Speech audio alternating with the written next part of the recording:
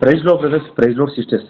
Brothers sisters, இன்னைக்குடைய Bible ஸ்டடியில நம்ம எந்த காரியத்தை குறித்து அறிந்து கொள்ள போகிறோம் அப்படின்னு சொல்லி கேட்டீங்கன்னா, தேவனுடைய பிள்ளைகளாகிய நாம் பேசுகின்ற ஒவ்வொரு வார்த்தையிலையும் தேவனுடைய வல்லமை ஆனது அதன் மூலியமாக வெளிப்படணும். நம்முடைய வார்த்தைகள் வல்லமை பொறைந்த வார்த்தைகளாக, நம்மளுடைய வார்த்தைகள் முழு நிச்சயத்தோடு இருக்கின்ற ஒரு வார்த்தையாக எப்பொழுதும் இருக்கும் அப்படின்னு சொல்லி கேட்டீங்கன்னா, நாம் பேசுகின்ற ஒவ்வொரு வார்த்தையிலையும் தேவனுடைய வல்லமை எப்பொழுது வெளிப்படும் அப்படின்னு சொல்லி கேட்டீங்கன்னா, நம்ம தேவனுடைய வசனத்துக்கு கீழ்ப்படிந்து அதை உச்சரிக்கும் பொழுது, அதை பேசும் பொழுது அதில் வல்லமை இருக்கும் அப்படின்னு சொல்லி அப்போஸ்தலனாகிய பவுல் அவருடைய வசனங்கள் மூலியமாக அநேக இடங்கள்ல தேவ ஆவியானவர் அவர் மூலியமாக வெளிப்படுத்தி பேசியிருக்கிறார். இன்னைக்கு பைபிள் ஸ்டடிக்கு முதல் வசனத்தை வாசிக்கலாம். 1 தெசலோனியர் 1வது அதிகாரம் 5வது வசனம். எங்கள் சுவிசேஷம் உங்களிடத்தில் வசனத்தோட மாத்திரமல்ல, வல்லமையோடும் பரிசுத்த ஆவியோடும் முழு நிச்சயத்தோடும் வந்தது. நாங்களும் உங்களுக்குள்ளே இருந்தபோது உங்கள் நிமித்தம் எப்படிப்பட்டவர்களாய் இருந்தோம் என்று அறிந்திருக்கிறீர்களே. ஆமென். ஆமென். எங்களுடைய சுவிசேஷம் உங்களிடத்தில் வசனத்தோடு மாத்திரமல்ல, வல்லமையோடும் பரிசுத்த ஆவியோடும் முழு நிச்சயத்தோடு வந்தது. நாங்கள் உங்களுக்குள்ளே இருந்த பொழுது உங்கள் நிமித்தம் எப்படிப்பட்டவர்களாய் இருந்தோம் என்று அறிந்திருக்கிறீர்களே அப்படின்னு சொல்லி அப்போஸ்தலனாகிய பவுல் சொல்றாரு. அப்படின்னா எங்களுடைய அந்த வசனம் வெறும் ஒரு வார்த்தையாக மாத்திரம் எங்களுடைய சுவிசேஷம் உங்களிடத்தில் வரவில்லை அப்படின்றாரு. அப்படின்னா வெறும் வார்த்தையாக, வசனத்தோட மாத்திரம் அல்ல அப்படின்னு சொன்னா என்ன? மாத்திரம் ஏன், வேர்ட் ஒன்லி அப்படின்றது போல ஆங்கிலத்துல எழுதப்பட்டிருக்கோம். நாங்க உங்கள் இடத்துல வரும்போது வெறும் வசனத்தை பேசுறவங்களா, மனப்பாடமா அதை அறிஞ்சு வச்சு சொல்றவங்களா, அப்படி மாத்திரமே நாங்க இருக்கல. உங்களிடத்துல நாங்க சுவிசேஷத்தை அறிவிக்கும் பொழுது எங்களுடைய வசனம் வெறும் வசனமாக வரவில்லை. அது எப்படி வந்துச்சு அப்படின்னு சொல்லி நீங்க பார்த்திருக்கீங்க.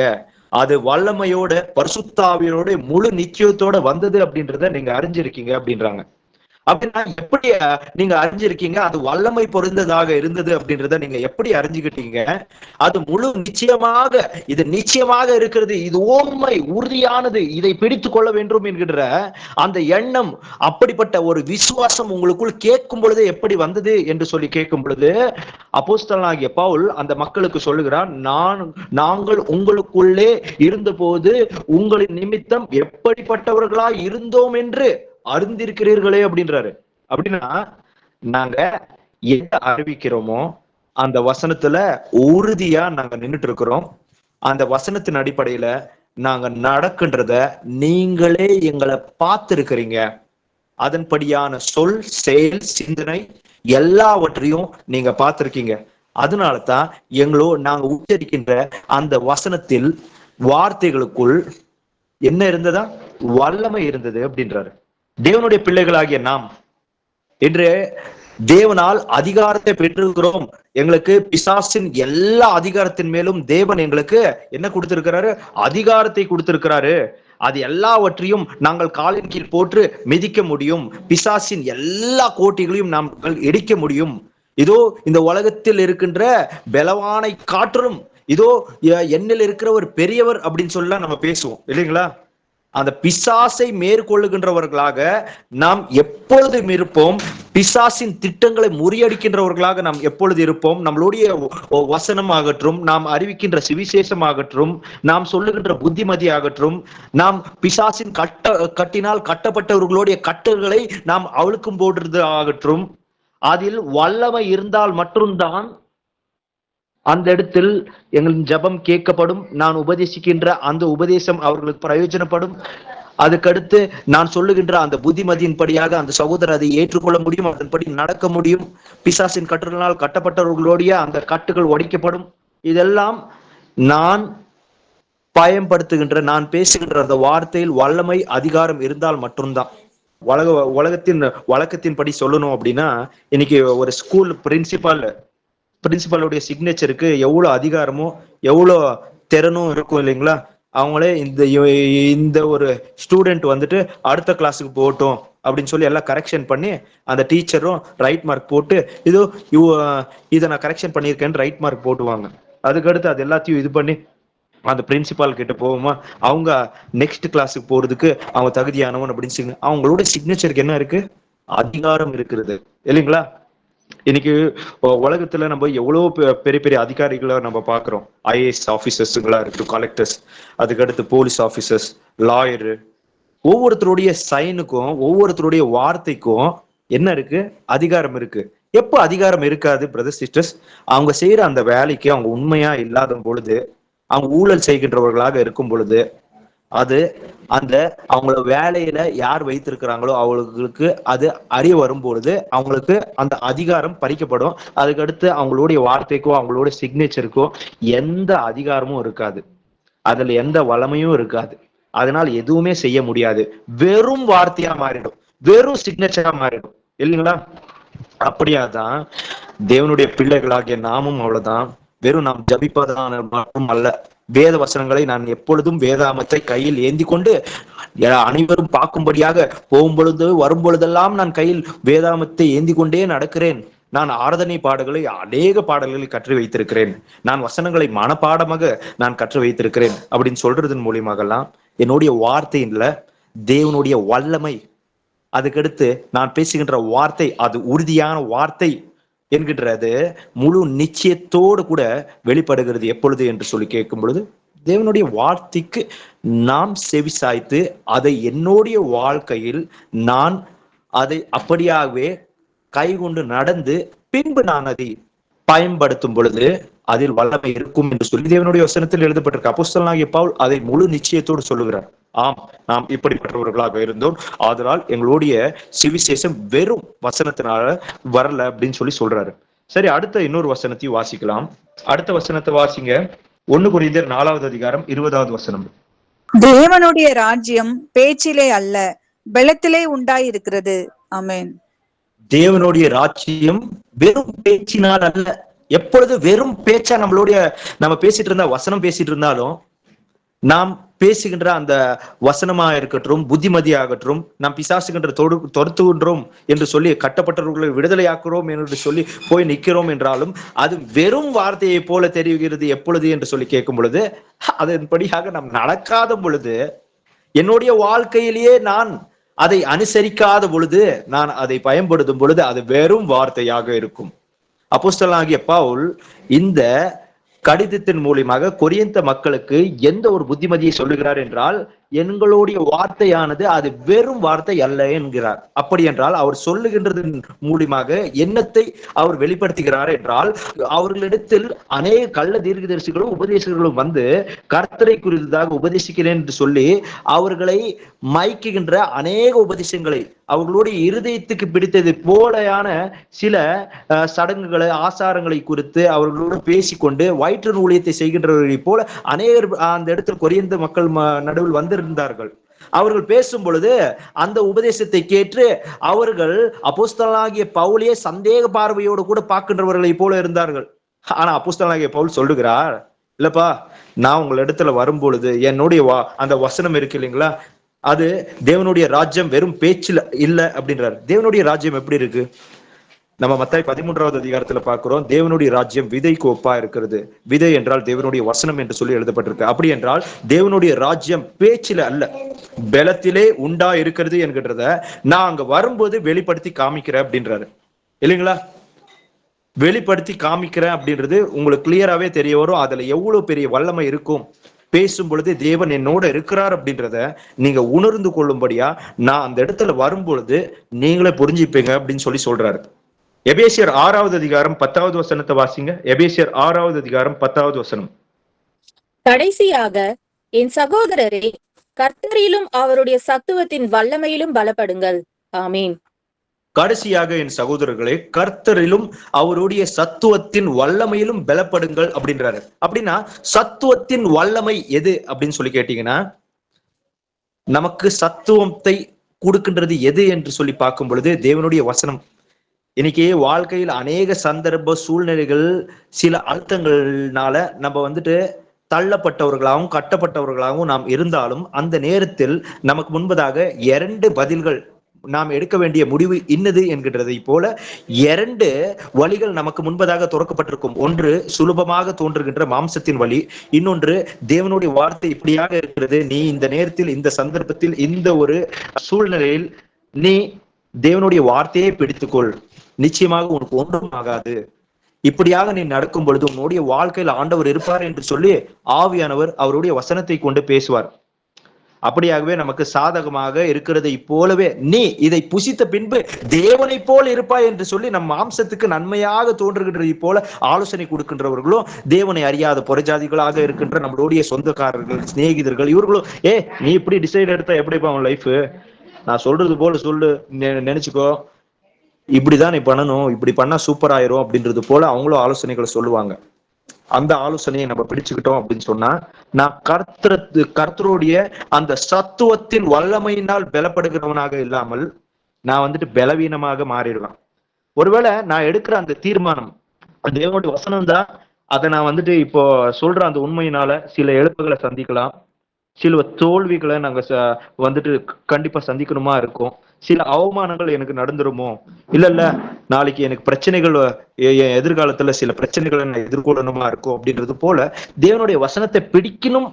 இதை போல நான் இந்த சூழ்நிலையில இந்த தீர்மானத்தை வசனத்தின் அடிப்படையில நான் நடக்க போறேன் அப்படின்னு சொல்லி நான் எதனா தீர்மானம் எடுத்தா இப்படிலாம் நடந்துரும் அப்படின்னு சொல்லி உங்களுக்கு தோணினாலும், அந்த சூழ்நிலை உங்களுக்கு கண்டிப்பா இது ரொம்ப கடினமான சூழ்நிலையா மாறிடும் அப்படின்னா உங்களுடைய எண்ணத்துல தோணினாலும், தேவனுடைய வசனம் இப்படியாக இருக்கிறது, நான் அவருடைய மகன், அவருடைய மகள், நான் இப்படியாகத்தான் நடக்க போகிறேன், இப்படியாகத்தான் நான் எடுத்திருக்கிற அந்த தீர்மானத்தில் உறுதியா நிற்கிறேன் என்று சொல்லி நாம் நிற்கும் பொழுது எப்படி இருப்போமா?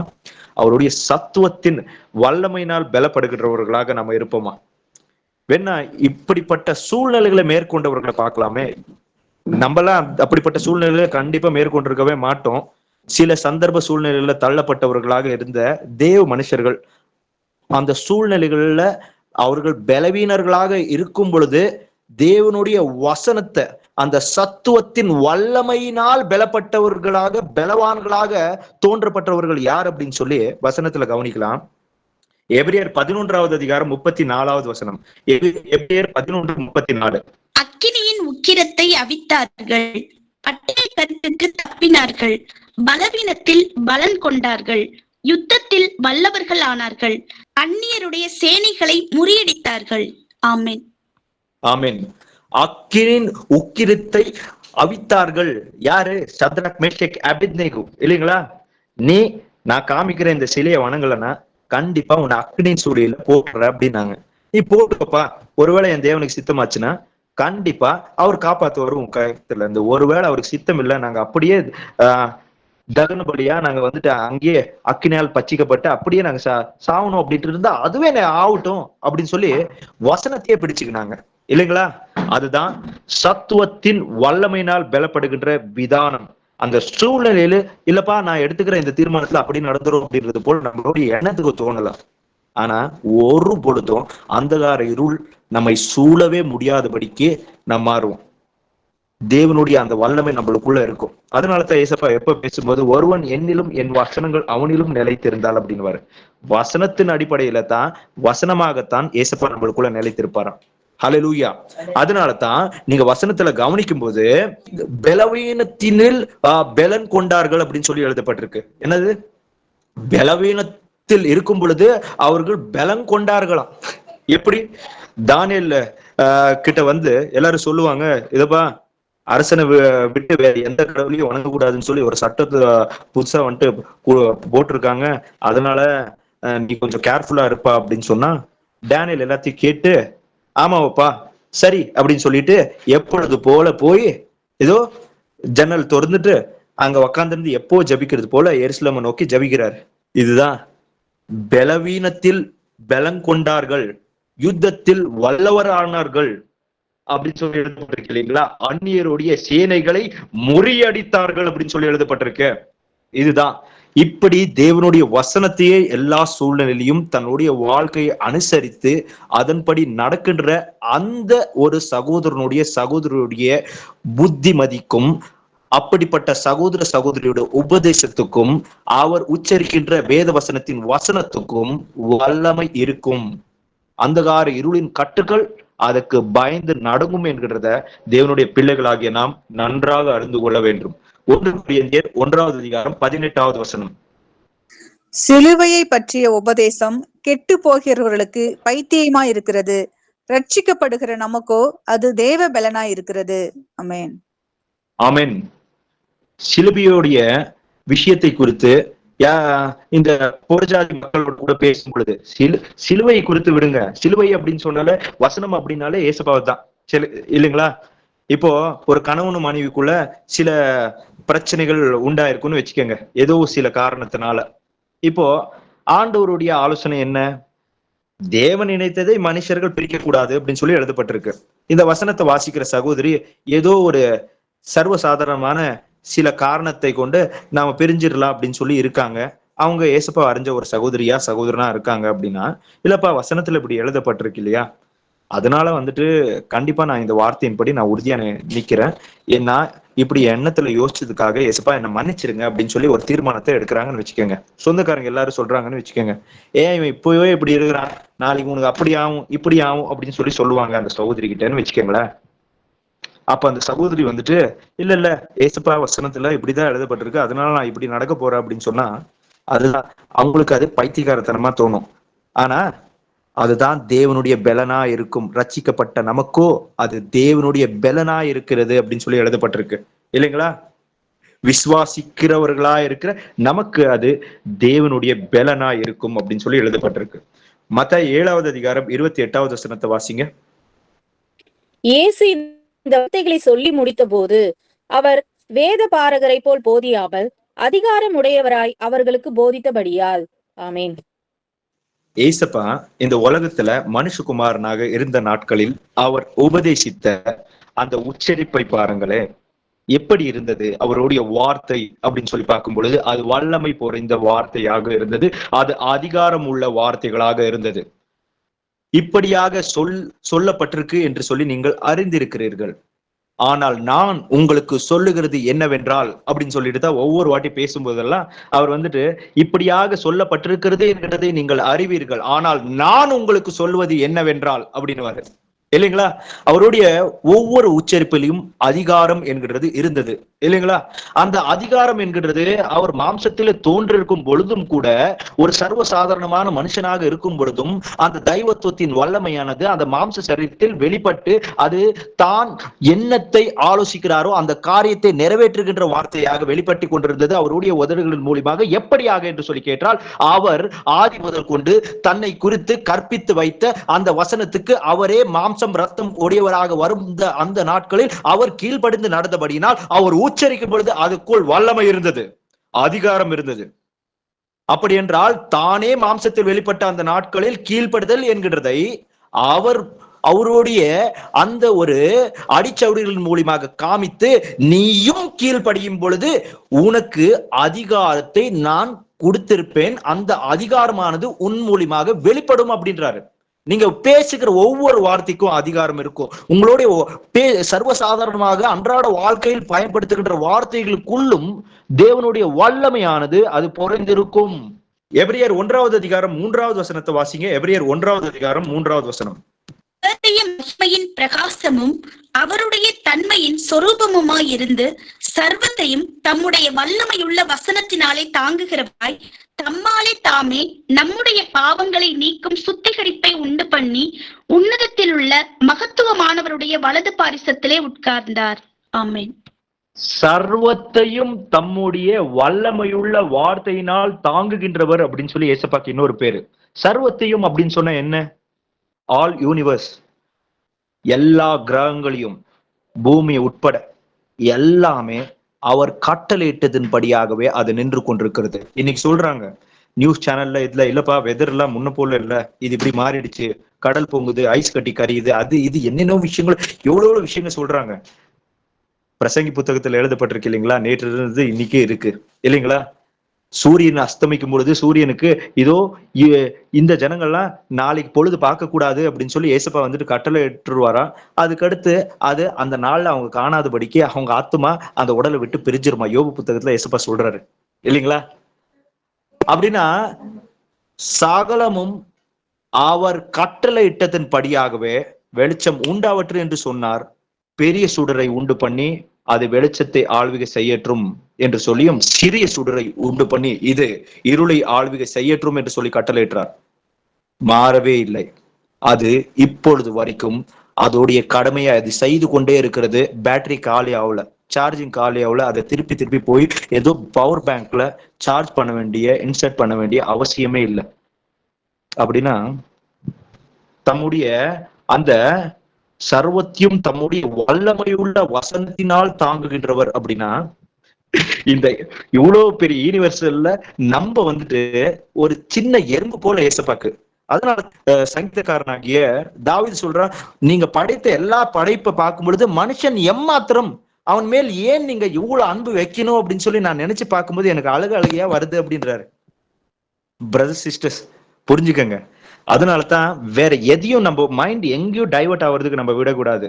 நல்லது போலவே தெரியும், நீ தேவனை போல மாறுவாய், நீ நன்மை தீமையா இருந்து தேவனை போல இருப்பாய் அப்படின்றது போலதான் நம்மளுடைய ஃபியூச்சர் பிளானிங்ஸ். சில விஷயங்கள்லாம் வசனம்லாம் வேலை நடக்குமா அப்படின்றது போலாம் இருக்கும். அதை பிடிச்சுக்கணும். பிடிக்கும் போது நம்ம யார் அப்படின்றது கண்டிப்பா நம்மளுக்கு தெரியாம தான் இருக்கும். ஆனா நம்ம யார் அப்படின்றது பிசாசுக்கே தெரியும். ஏசப்பா வந்துட்டு அவர் நடந்து வரும்போது மனுஷகுமாரனா இருந்த அந்த நாட்கள்ல பிசாசு பார்த்த உடனே நீங்க மனுஷகுமாரன் அப்படின்னு பிசாசு ஓடுறான், அலறான் ஏசப்பாவை பார்த்தால. இப்படிதான் உங்களுக்குள்ளேயும் தேவனுடைய வார்த்தை உட்கொள்ள அதன்படியாக நடக்க நடக்க நடக்க வல்லமையில முற்றிலுமாக நிரம்பினவர்களை போல நீங்க இருப்பீங்க. உங்களுடைய ஜபத்துக்கு அந்நேரமே பதில் கிடைக்கும், அந்நேரமே பதில் கிடைக்கின்றது போல இருக்கும். அவருடைய சித்தத்தின்படியாக ஜபிக்கின்றவர்களாய் போல நீங்க இருக்கிறபடினால அந்த நேரத்திலே அந்த ஜபத்துக்கு பதில் இருக்கும், அதிகாரம் இருக்கும். சரி, எபிரியர் 11வது அதிகாரம் 3வது வசனம். எபிரியர் 11வது அதிகாரம் 3வது வசனம்.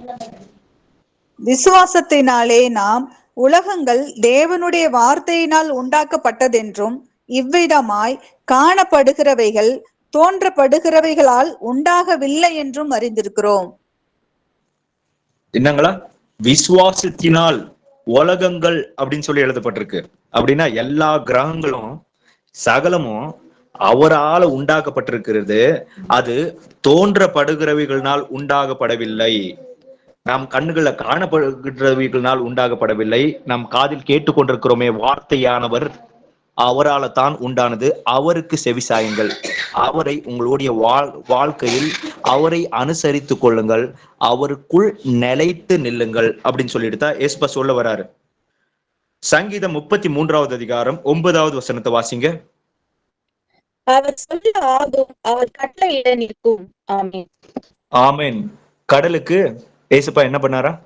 கட்டளையிட்டு உன்னுடைய எல்லா மேட்டுமைக்கும் இதுதாப்பா எல்லை, இதை தாண்டி வரக்கூடாது அப்படின்னு சொல்லி மழைல அந்த இடத்துல வந்துட்டு நீ இதுதான், இதை தாண்டி வரக்கூடாது அப்படின்னு சொல்லி கட்டளையிட்டாரா. அது மிஞ்சி வரவே வராதா? வரலையா? சில நேரத்தில் அது வந்திருந்தால், ஆம், மனுஷர்களுக்கு ஆசீர்வாதமாக கொடுத்திருக்கின்ற இந்த முழு இந்த பூமியே அவர்களுக்கு சாபமாக எப்பொழுது மாறும் என்றால், அந்த மனுஷர்கள் கீழ்ப்படியாமல் போகும் பொழுதுதான் சுனாமி போல எல்லா விஷயங்களும் நடக்கிறது. அது மழை என்கின்ற மனுஷர்களுக்கும் பூமிக்கும் எவ்வளவு பெரிய ஆசீர்வாதம் இல்லைங்களா? அதே மழையினால பூமியின் குடிகளை அழித்தாங்க இல்லைங்களா? அப்படிதான் சுனாமி அந்த விஷயங்கள்லாம். அப்படின்னா அவர் சொல்ல ஆகும், அவர் கட்டளையிட நிற்கும். வெளிச்சம் உண்டாவதாக என்று சொன்னார், வெளிச்சம் உண்டானது இல்லைங்களா? பெரிய சுடரு சிறிய சுடரு உண்டாகட்டும் அப்படின்னு சொல்லி சொன்னாரு இல்லைங்களா? அப்படின்னா அவருடைய வசனத்துக்குள்ள அவரு உச்சரிக்கின்ற அந்த வார்த்தையில் இருக்கின்ற அந்த அதிகாரம் எவ்வளவு சீக்கிரமாக வேலை செய்யும் அப்படின்னு சொல்லி கேட்டீங்கன்னா, நீங்க எபிரியர் 4:12 வசனத்துல கவனிக்கும் போது குயிக் அப்படின்னு சொல்லி ஒரு வார்த்தை பயன்படுத்தப்பட்டிருக்கும். அந்நேரமே, அந்த செகண்ட், ஒரு செகண்ட் கூட இருக்காது. நான் வீட்டுல இருக்கிற பல்ப் போடணும் அப்படின்னு சொன்னா, பல்ப் எரியணும் அப்படின்னா போய் சுவிட்ச் நீங்க போட்டீங்கன்னா மேபி ஒரு 1/2 செகண்டுக்குள்ள டக்குன்னு சொல்லி பாஸ் ஆகி ஒரு லைட்டு டக்குன்னு எரியலாம். ஏசப்பாவுடைய வசனம் விசுவாசிக்கிறவர்களுக்குள்ள அந்நேரமே தன்னுடைய வேலையை செய்ய ஆரம்பிக்குமா வார்த்தையானவர்.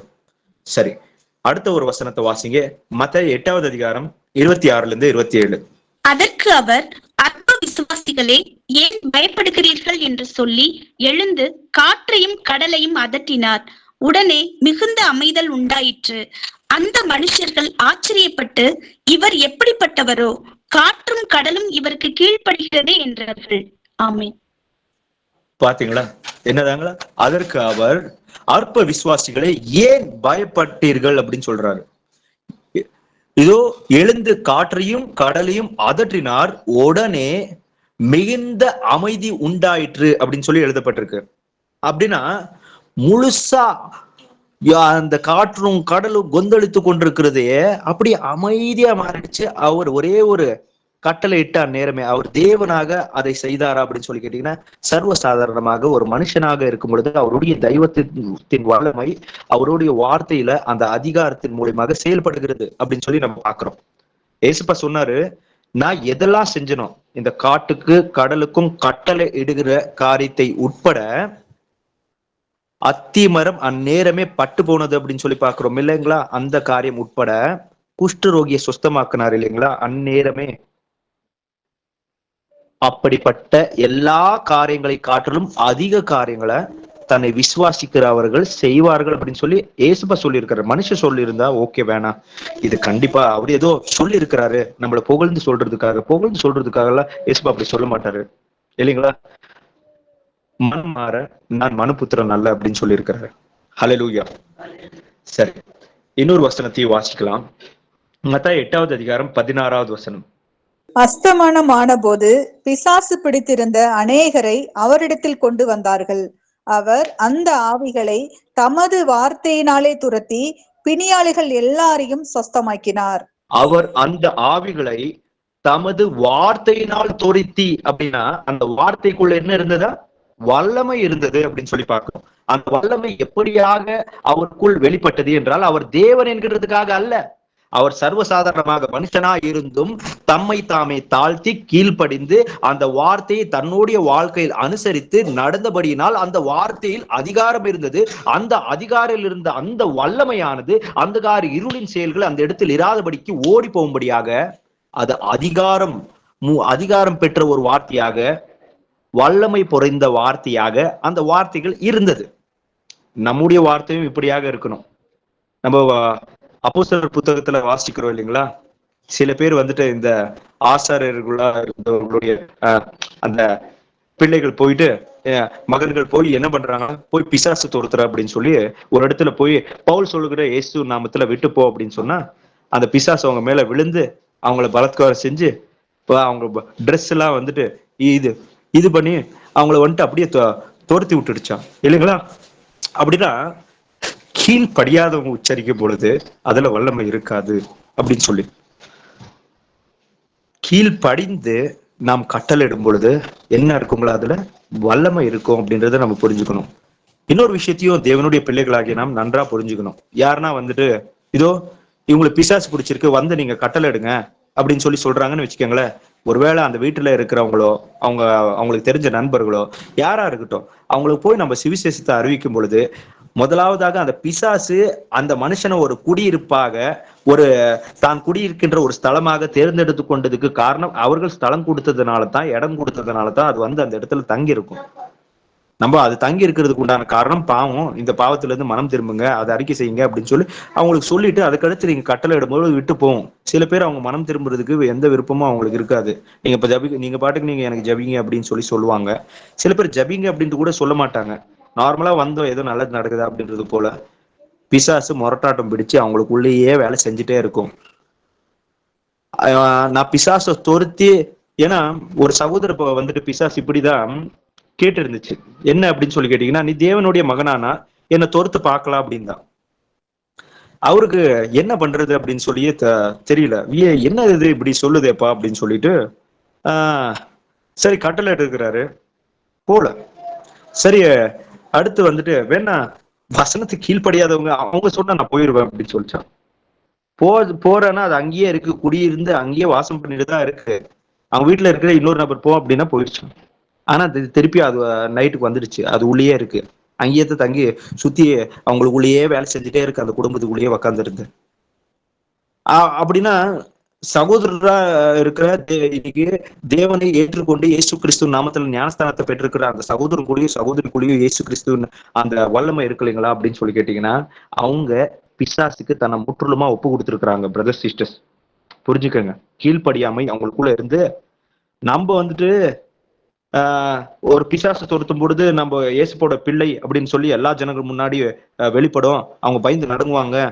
இப்படிதான் இல்லைன்னா வந்துட்டு வியாதியஸ்தர்கள் மேல கை வைக்கும் போது அவங்க எல்லாரும் சுகமாயிட்டாங்கன்னா நான் இயேசுவோட பிள்ளை அப்படின்னு சொல்லி எல்லாரும் தெரிஞ்சுக்கிட்டோம் அப்படின்றது போல இல்ல. ஒரு விஷயத்த புரிஞ்சுக்கணும். என்ன அப்படின்னு சொல்லி கேட்டீங்கன்னா, பிசாசு அப்படி எல்லாம் வந்துட்டு பிசாசோ இல்லைன்னா வந்து பிசாசு விட்டு போறதாகட்டும், இல்லைன்னா வந்துட்டு வியாதியஸ்தர்களுக்கு சுகமாகும் போறதாகட்டும், இப்படி நாங்க இயேசுவோட பிள்ளைகள் அப்படின்னு சொல்லி இப்படிதான் சாட்சி கிடைக்கும் அப்படின்றது போல அப்படிப்பட்ட ஒரு எண்ணம் தேவனுடைய பிள்ளைகளா இருக்கிற நமக்கு இருக்கக்கூடாது. அது ஏசப்பா உண்மையாவே அவங்க கீழ்ப்படிஞ்சு தங்களுடைய பாவங்கள் இருந்து மனம் திரும்ப அவங்க தங்களை ஒப்பு கொடுக்கறவங்களா இருந்தா நீங்க ஜபித்த நேரமே ஏசப்பா விடுதலை கொடுத்துருவாங்க. 2 இடத்துலயும் கூட வேலை செய்யணும். உங்களுடைய ஜபமும் அவங்களுடைய கீழ்ப்படுத்தலும் 2 சேர்ந்துதான் அந்த இடத்துல வேலை செய்யும். பிரதர்ஸ் அண்ட் சிஸ்டர்ஸ், அவங்க பிசாசியே நேசிச்சு பிசாசுக்குரிய அந்த எல்லா விஷயங்களையும் செஞ்சு அதையே நான் செய்ய போறேன் அப்படின்றத முடிவோட அவங்க வந்து நீங்க எனக்கு இது பண்ணுங்க அப்படின்னு சொல்லும்போது அந்த இடத்துல அந்தகார இருளின் செயல் அங்க செயல்பட்டு இருக்கும். அதனாலதான் இயேசுப்பா சொன்னது, நீங்க பிசாசு விட்டு போச்சுன்னு சொல்லி சந்தோஷப்படாம பரலோகத்துல உங்க பேர் எழுதப்பட்டிருக்கும், ஜீவ புத்தகத்துல உங்க பேர் எழுதப்பட்டிருக்கும் அப்படின்னு சொல்லி நினைச்சு நித்திய ஜீவனுக்குள்ள நான் பிரவேசிக்க போறேன் அப்படின்றத அதுக்காக நீங்க சந்தோஷப்படுங்க அப்படின்றாருன்னா, நீங்க வசனத்தின் அடிப்படையில சாட்சியா கை கொண்டு நடந்துட்டு இருக்கீங்க, அதை பத்தி தான் உங்களுக்கு சந்தோஷம் இருக்கணும். இதுக்கெல்லாம் நீங்க சந்தோஷப்படாதீங்க. ஃபர்ஸ்ட் ஆஃப் ஆல் நான் சாட்சி அப்படின்னு சொன்னா தேவனுடைய வார்த்தைக்கு சாட்சியாக இருந்து அதை பார்த்து மனுஷர்கள் என்னை ஏற்றுக்கொள்ள வேண்டும். இதெல்லாத்தையும் பார்த்து நான் கர்த்தருடைய பிள்ளை அப்படின்னு சொல்லி ஒருத்தர் ஏற்றுக்கொண்டா அவங்க அது இருக்கிற அதை பாக்குற வரைக்குமே சில இந்த விஷயங்கள்னால அப்படின்றது போல இருப்பாங்க. அவங்களுக்குள்ள விசுவாசம் பெருகிறதுக்கு அதுவும் ஒரு காரணமாக இயேசு நம்மளை எடுத்து பயன்படுத்துவாங்க. ஆனா நம்ம அதையே முன்னிலைப்படுத்தி கொண்டு போறது சரியானது அல்ல.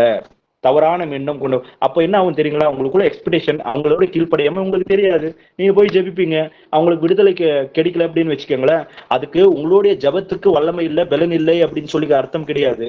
ஒருவேளை நீங்க கீழ்ப்படிஞ்சு தேவனுக்கு உண்மையாவே நடக்கின்றவர்களாக இருக்கிறீங்க, நீங்க ஜபிக்கும் போது அந்த இடத்துல இப்படியாக அந்த அந்த வியாதியஸ்தர்கள் சுகமாவல, இல்லைன்னா வந்துட்டு அந்த பிசாசு அவங்கள விட்டு போல அப்படின்னு சொன்னா உங்களுக்குள்ள பிரச்சனை இல்லை, பிரச்சனை அங்க இருக்கு. அதை நம்ம ஒத்துக்கணும். என்னப்பா இவங்க முன்னாடி எனக்கு அவமானமா போயிடுச்சு அப்படின்றது போல நினைக்கிறதுக்கு ஒண்ணுமே கிடையாது.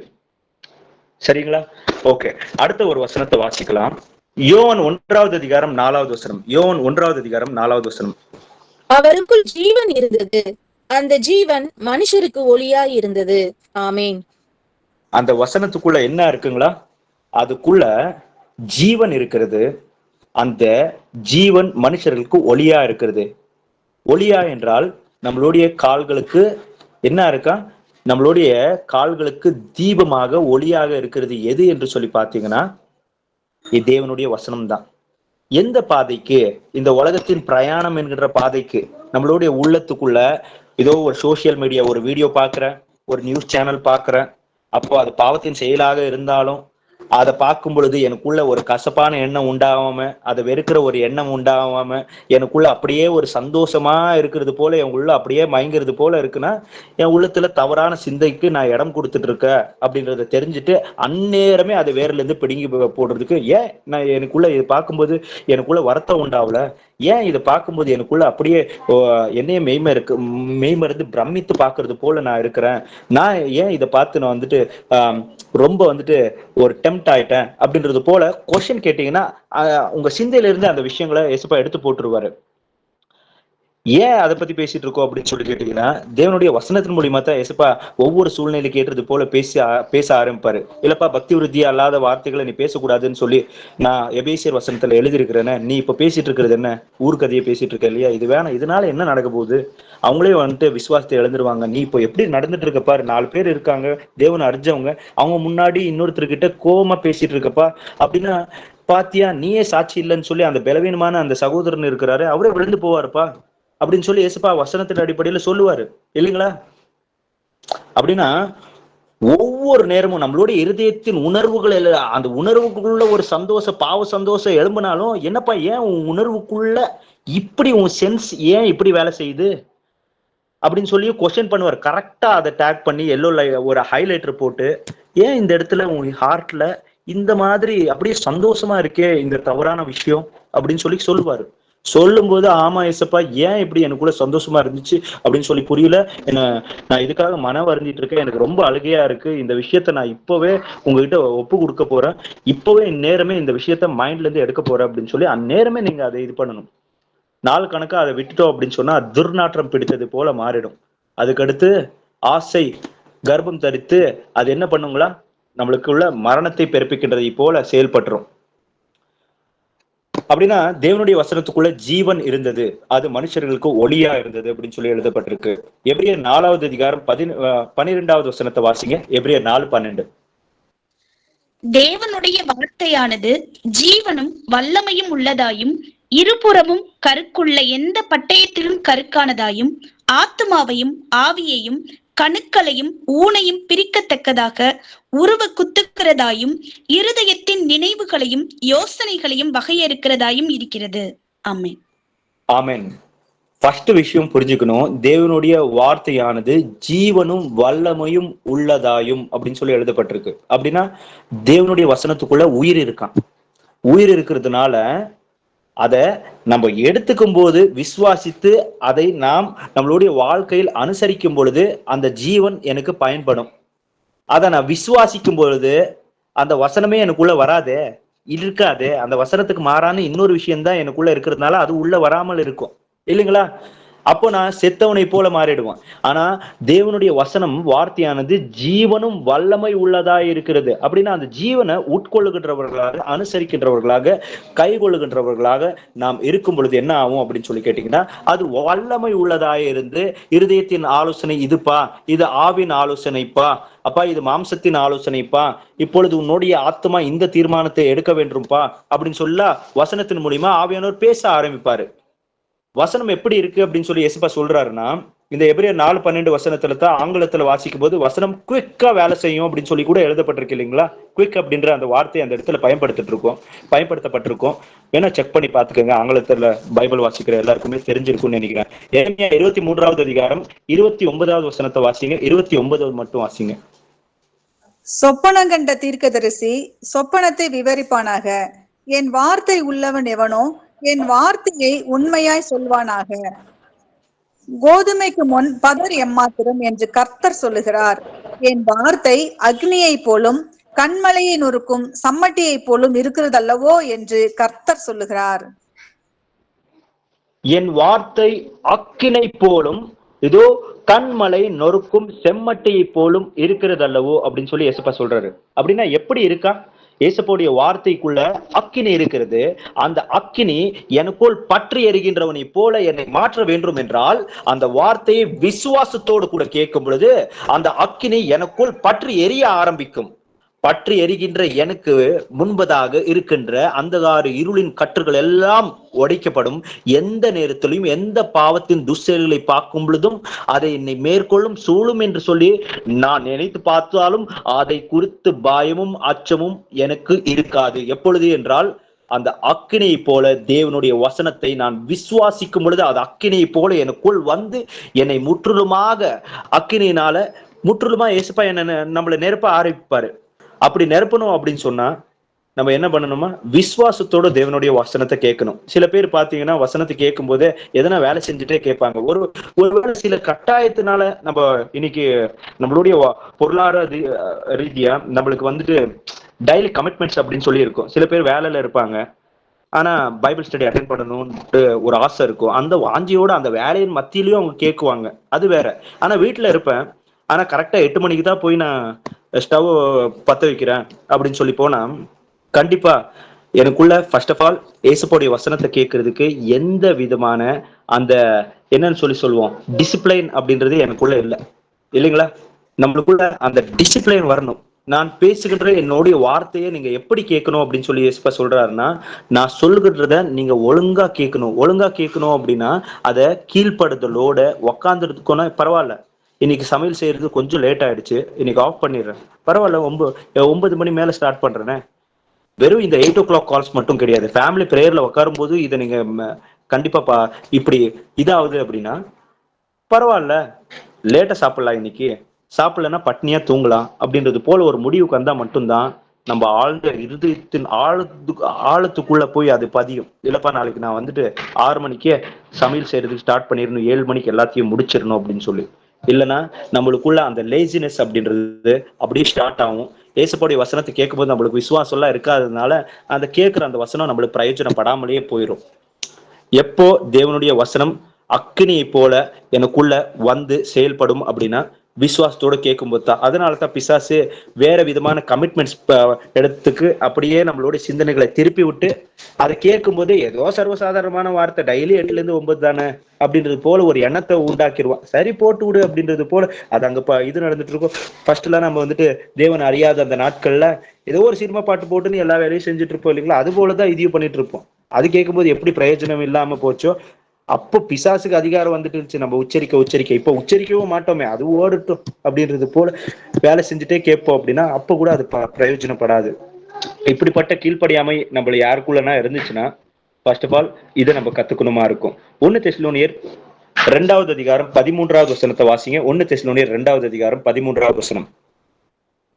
ஆகையால் நீங்கள் தேவ வசனத்தை எங்களை கேள்விப்பட்டு ஏற்றுக்கொண்ட போது அதை மனுஷர் வசனமாக ஏற்றுக்கொள்ளாமல் தேவ வசனமாகவே ஏற்றுக்கொண்டதினாலே நாங்கள் இடைவிடாமல் தேவனுக்கு ஸ்தோத்திரம் செலுத்துகிறோம்.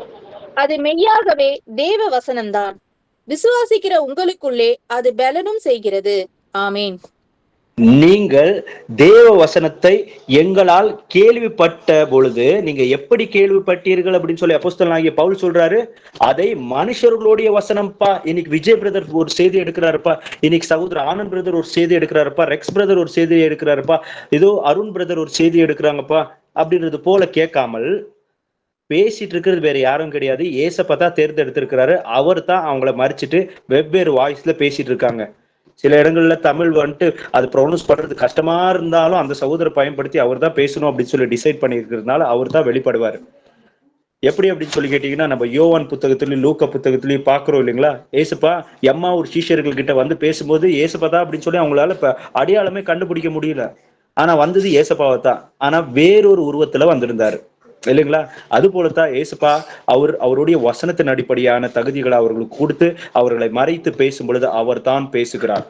வெறும் அப்படி மட்டும் பேசுறது இல்ல, ஒரு உபதேசிக்கிற சகோதரர்கள் மூலியமாக மட்டுமல்ல, நாம் வேத வசனங்களை வாசிக்கும் பொழுது ஆகட்டும், அது தற்செயலாக நமக்கு கண் முன்பதாக ஒரு வாட்ஸ்அப் உடைய ஒரு மெசேஜ் போல வந்துச்சு அப்படின்னு சொல்லி நம்ம அந்த சூழ்நிலைக்கு ஏற்றது போலதான் ஏசப்பா நம்ம கிட்ட பேச வந்திருப்பார். எங்கேயோ வசனம் ஓடுறது போல இருக்கும், ஏதோ ஒரு பாட்டின் வரியை போல ஒரு சாங் ஓடிட்டு இருக்கும், அந்த வரியை பிடிச்சு இந்த வசனம் பாரு அப்படின்னு சொல்லி கூட ஆண்டவர் நம்ம கிட்ட பேச ஆரம்பிப்பாரு.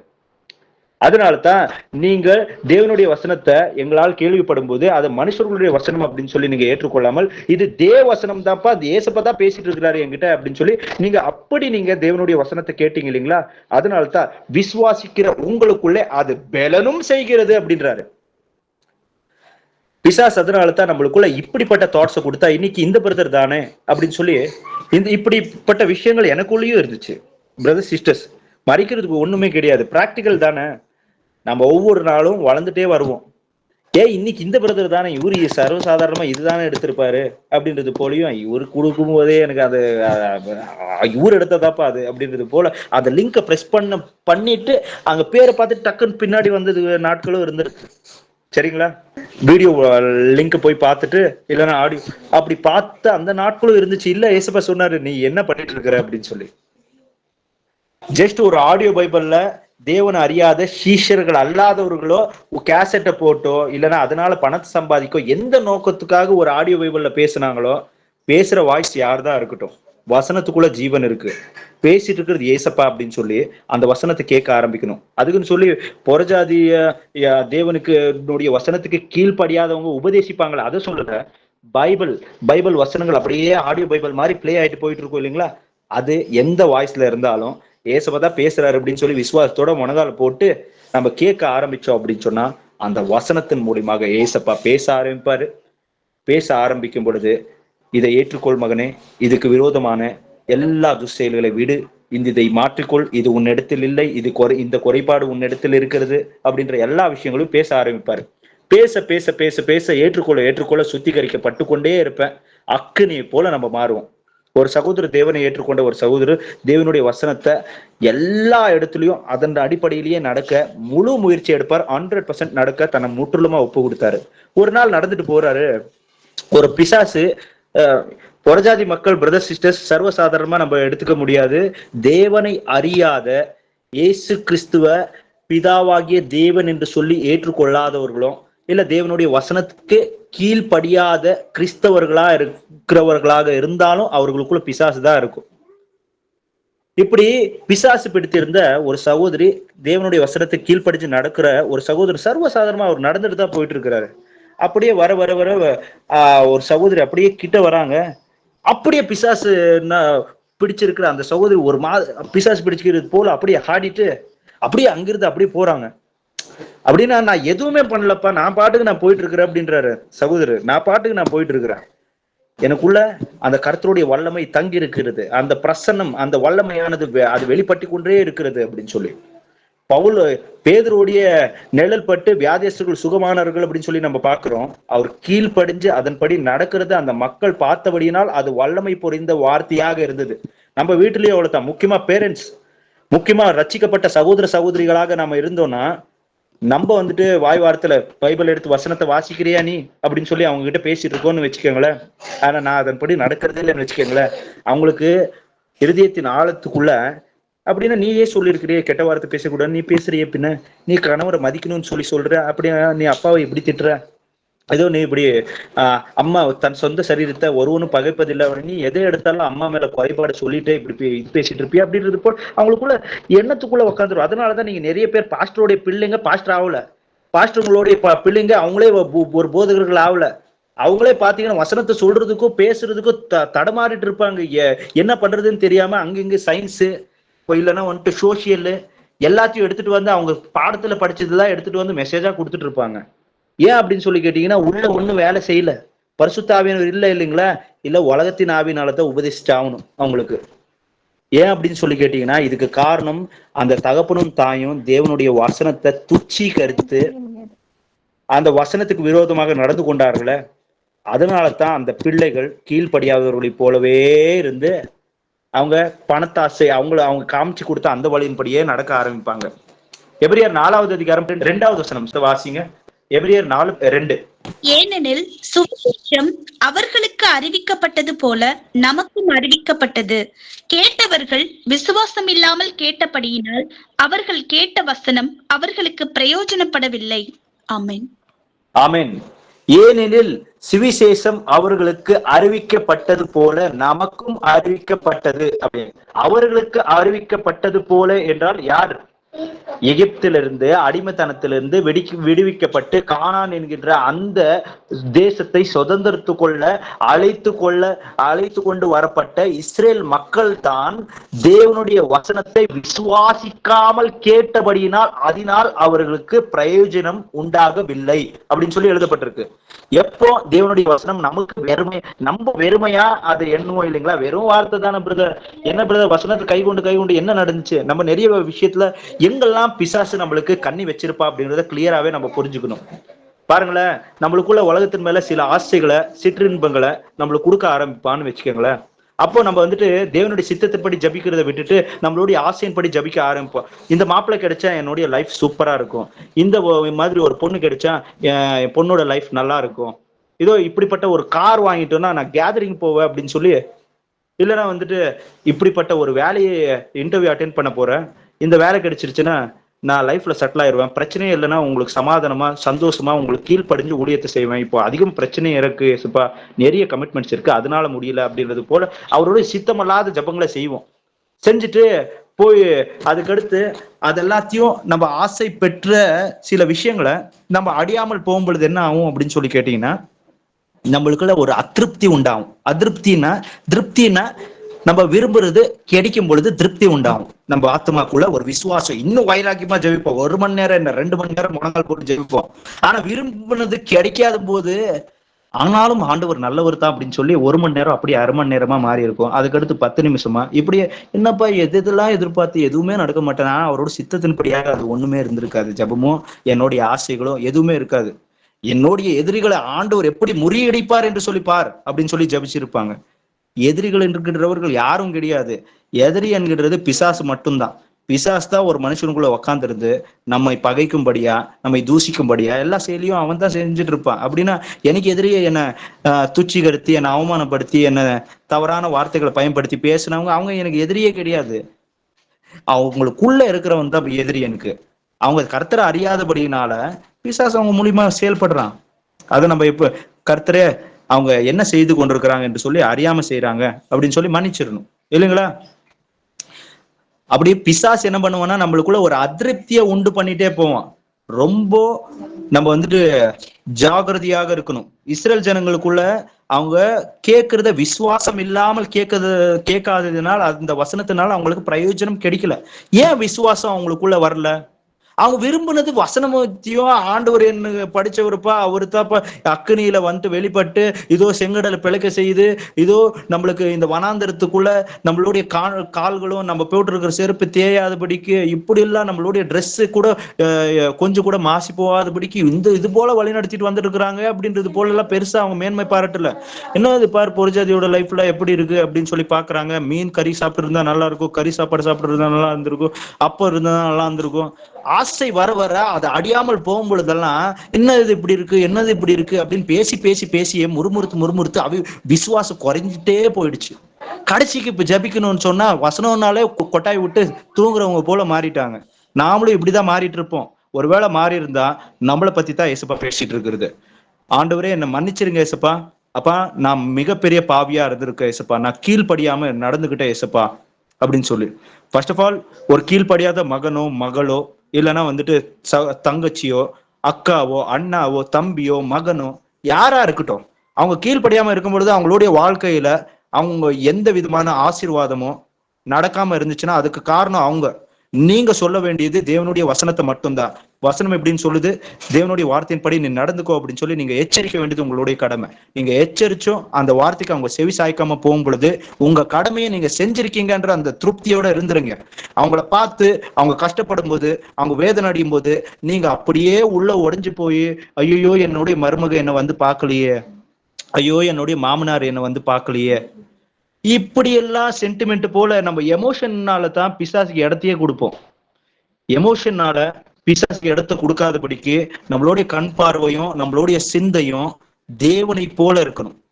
ஏசப்பா எப்படி இருந்தாரு அப்படின்னு சொல்லி நம்ம பார்க்கறோம் இல்லைங்களா? உங்களுடைய சகோதரனும் உங்களுடைய தாயாரும் உங்களை பார்க்க வந்திருக்காங்க அப்படின்னு சொன்னா ஏசப்பா ஒரே வார்த்தை அதுக்கு. அவருடைய மைண்ட் செட் எப்படி இருந்துச்சு அப்படின்னு சொல்லி நம்ம பார்க்கிறோம் இல்லைங்களா? என்னது, தேவனுடைய வசனத்தை கேட்டு அதன்படி நடக்கிறவங்க மட்டும்தான்ப்பா எனக்கு தாய் தகப்பன் சகோதரர்கள் எல்லாமே அப்படின்னு சொல்லி சொல்றாரு. அதுல ஸ்ட்ராங்கா இருந்ததுனால தான் அவருடைய வார்த்தையின் உச்சரிப்புக்கு மகிமை இருந்தது, வல்லமை இருந்தது. நம்ம வல்லமையே சார்ஜிங் கம்ப்ளீட்டா அதுக்குள்ள இருக்கிற வல்லமையே எடுத்து போட்டா அது வெறும் வார்த்தையா மாறிடும்னு சொல்லி பிசாசுக்கு தெரியும். அது எப்ப மாறும்னா விசுவாசம் இல்லாம கேட்டீங்கன்னா அதுல எந்த பிரயோஜனமும் இருக்காதுன்னு சொல்லி தெரியும். அதனால பிசாசு என்ன பண்ணுவான்னா நம்மளை சுத்தி இருக்கிறவங்கள வச்சிய இந்த வேலையை பார்க்க ஆரம்பிப்பான். அதனாலதான் ரொம்ப எமோஷனா நம்ம வந்துட்டு மகனை பார்க்கும்போது மகளை பார்க்கும்போது சோர்ந்து போய் இப்படி எல்லாம் இருக்கக்கூடாது. ஃபர்ஸ்ட் ஆஃப் ஆல் இந்த விஷயத்துக்காக நம்ம மனம் திரும்பணும் பிரதர் சிஸ்டர்ஸ். 1 தெசலோனியர் 2வது அதிகாரம் 13வது வசனம். 1 தெசலோனியர் 2வது அதிகாரம் 13வது வசனம். ஆகையால் நீங்கள் தேவ வசனத்தை எங்களாலே கேள்விப்பட்டு ஏற்றுக்கொண்ட போது அதை தேவ வசனமாகவே ஏற்றுக்கொண்டதினாலே நாங்கள் இடைவிடாமல் தேவனுக்கு ஸ்தோத்திரம் செலுத்துகிறோம். அது மெய்யாகவே தேவ வசனம்தான். விசுவாசிக்கிற உங்களுக்குள்ளே அது தேவ பலனும் செய்கிறது. ஆமென். ஆமென். விசுவாசிக்கும் பொழுது மட்டும்தான் அது நமக்குள் தேவ பலனாக செயல்படும் அப்படின்னு சொல்லி வசனத்துல எழுதப்பட்டிருக்கு. லூக்கா 1வது அதிகாரம் 20வது வசனத்துல நீங்க பார்க்கும் பொழுது ஜக்கரியா அப்படின்ற ஒரு ஆசாரியன் இடத்துல இந்த தேவதூதரை தேவன் அனுப்புவாரு. அதுக்கடுத்து உனக்கு இப்படியா ஒரு மகன் பிறப்பான் அப்படின்னு சொல்லி சொல்லும் போது அதை விசுவாசிக்காமல் கேட்டதுனால என்ன ஆச்சா, நீ விசுவாசிக்கல இல்லையா, அதனால உனக்குள்ள இப்போ விசுவாசம் உண்டாகும்படியா நீ அதை விசுவாசிக்காமல் போனதுனால நீ இப்ப ஊமையா இருப்ப அப்படின்னு சொல்லி சொன்னாரு. அந்நேரமே அவனுக்கு வாய் பேச முடியல அப்படின்ற உணர்ந்ததுக்கு அடுத்து அது உண்மை அப்படின்ற விசுவாசம் அவனுக்குள்ள வந்துடுச்சு. அதுக்கு ஒரு தண்டனையும் பெற்றிருக்குன்னா அதுக்கு அடுத்து பிள்ளையும் பெற்றான் அப்படின்னு சொல்லி நம்ம பாக்குறோம் இல்லைங்களா? தேவன் சொன்ன அந்த வார்த்தை அவனுக்குள்ள நிறைவேறுச்சு அப்படின்னு சொல்லி. ஆனா ஜக்கரியா கிட்ட பேசும்போது அவன் அவிசுவாசியை போல இருந்தான். விசுவாசத்தை எப்படி உண்டு பண்ணணும், அவனு விசுவாசிக்காமல் கீழ்ப்படியாமல் போய் ஆண்டவருடைய வசனத்தை அசட்டை செய்யும் பொழுது அதுக்குண்டான தண்டனையும், அந்த தண்டனையோடு கூட விசுவாசம் அவனுக்குள்ள பெருகி அந்த விசுவாசத்தோடு கூட அவனுக்கு தேவன் பிள்ளையை கொடுத்தது, இது எல்லாத்தையும் நம்ம பார்க்கிறோம். ஆனா மரியாதை நம்ம பார்க்கும்போது ஒரு விஷயத்தை கவனிக்கணும். என்ன அப்படின்னு சொல்லி கேட்டீங்கன்னா, இதோ தேவனிடத்திலிருந்து வருகின்ற அந்த வார்த்தை வெறுமையா பின் திரும்பாது அப்படின்னு சொல்லி தேவதூதர் சொல்லுவாரு. வசனத்தை வாசிக்கலாம். லூக்கா 1வது அதிகாரம் 37வது வசனம். லூக்கா 1வது அதிகாரம் 37வது வசனம். தேவனாலே கூடாத காரியம் ஒன்றும் இல்லை என்றான். அதற்கு மரியாள், இதோ நான் ஆண்டவருக்கு அடிமை, உம்முடைய வார்த்தையின்படி எனக்கு ஆக கடுவது என்றார். அப்பொழுது தேவதூதன் அவளிடத்தில் இருந்து போய்விட்டான். ஆமேன்.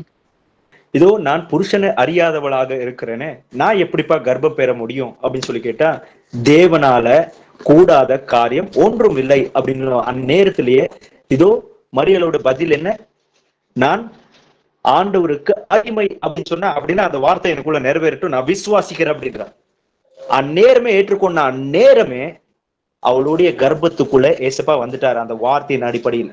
ஹல்லேலூயா. புரிஞ்சுக்கிறோம் பிரதர்ஸ் அண்ட் சிஸ்டர்ஸ், இது வெறுமையா ஏதோ சர்வசாதாரணமா ஒரு கட்டுக்கதை அல்ல.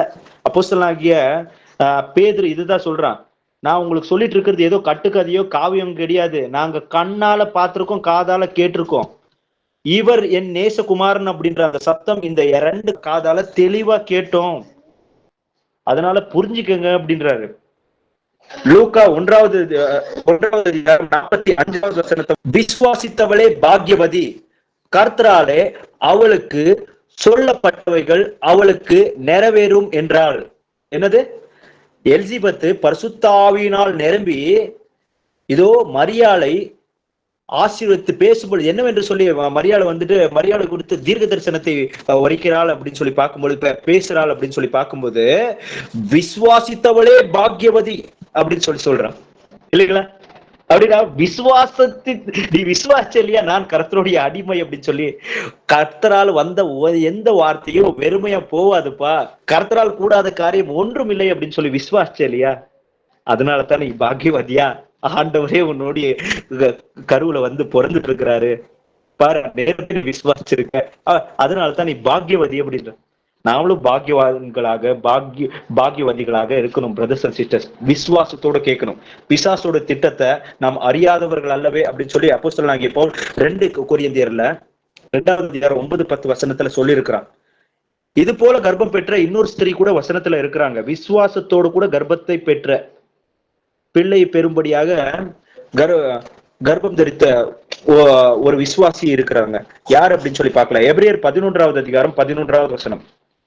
விசுவாசத்தினாலே சாராலும் வாக்குத்தத்தம் பண்ணினவர் உண்மை உள்ளவர் என்று எண்ணி கர்ப்பம் தரிக்க பலன் அடைந்து வயது சென்றவளாயிருந்தும் பிள்ளை பெற்றாள். என்னங்களா? வயது சென்றவளாக இருக்கும் பொழுதும் இதோ விசுவாசிக்கிறதுக்கு தேவன் எப்படிப்பட்டவராக இருக்கிறார் அப்படின்னு சொல்லி அவள் விசுவாசிச்சாலாம். வாக்கு தத்தம் பண்ணினவர் உண்மையுள்ளவர் அப்படின்னு சொல்லி அவள் விசுவாசித்தபடியினால் அவள் கர்ப்பம் பெற்றாள் அப்படின்னு சொல்லி நம்ம பாக்குறோம். அப்படின்னா இதோ வரும் வருஷம் இந்த காலத்துல நான் மீண்டும் வரேன், அப்ப வரும்போது உனக்கு மகன் இருப்பான் அப்படின்னு சொன்ன நேரமே நகைத்திருந்தாலும் விசுவாசத்தோட சாரி விசுவாசிக்கிறேன் தப்புனே அப்படின்னு சொல்லி ஏற்றுக்கொண்ட நேரமே என்னாச்சா, அவளுடைய கர்ப்பத்தை ஏசுப்பா தோர்ந்துட்டாரு. ஹல்லேலூயா.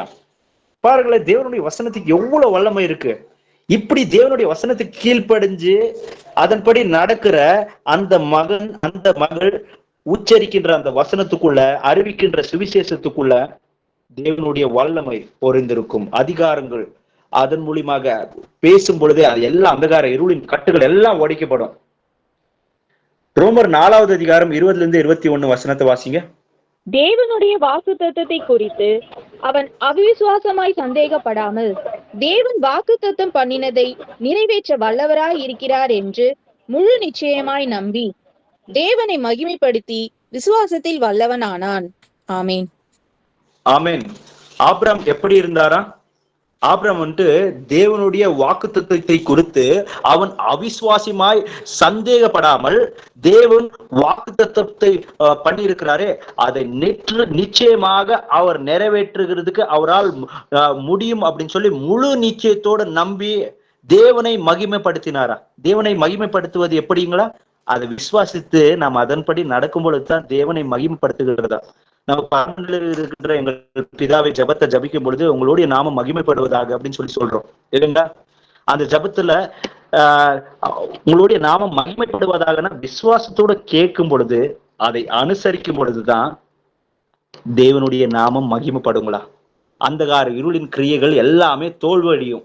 மத்தாய் 8வது அதிகாரம் 8வது வசனத்துல நீங்க பார்க்கும் பொழுது 100க்கு அதிபதி இருக்கிறாரு, தன்னுடைய வீட்டுல இருக்கிற ஒரு சேவகன் வந்துட்டு இப்படி விழுந்து போயிருக்கான், அவனுக்கு காய்ச்சல படுத்திருக்கான் அப்படின்னும் போது அவரு என்னன்னு சொல்றாரு ஏசப்பாக்கு, நீங்க எங்க வீட்டுக்கு வர்றதுக்கு எந்த தகுதியும் எனக்கு கிடையாது, ஆனா ஒரு விஷயம் எனக்கு தெரியும், நீங்க ஒரு வார்த்தை சொன்னாலே போதும் என் ஆளுக்கு என் சேவகனுக்கு முழு சுகம் கிடைச்சிரும்பா அப்படின்னு சொல்லி. அப்படின்னா அவருடைய வார்த்தைக்கு எவ்வளவு வல்லமை இருக்கு அப்படின்னு சொல்லி இஸ்ரேல் ஜனங்களை காட்டிலும் அதிக விசுவாசம் அவனுக்குள்ள இருந்துச்சுன்னு சொல்லி ஏசப்பாவே சொன்னாரு. ஹல்லேலூயா.